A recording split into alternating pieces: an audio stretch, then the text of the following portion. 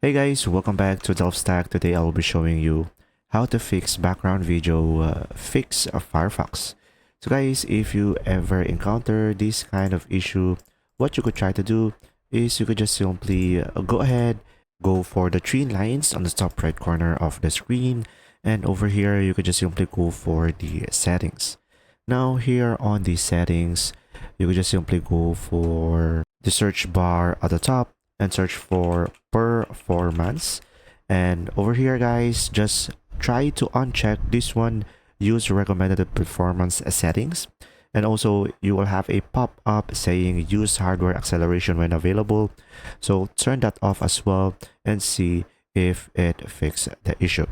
Now if it doesn't, another solution is you could just simply go ahead and go for about double colon and then config, and now over here you will have this feature over here and select accept the risk and continue. And now over here you will have the search bar. So here on the search bar you just simply search for network HTTP throttle version, and you will have this one on true. So guys, try to make it into false and try to see if the issue persists. And pretty much that's it. I hope this video helped you understand more. Thanks for watching.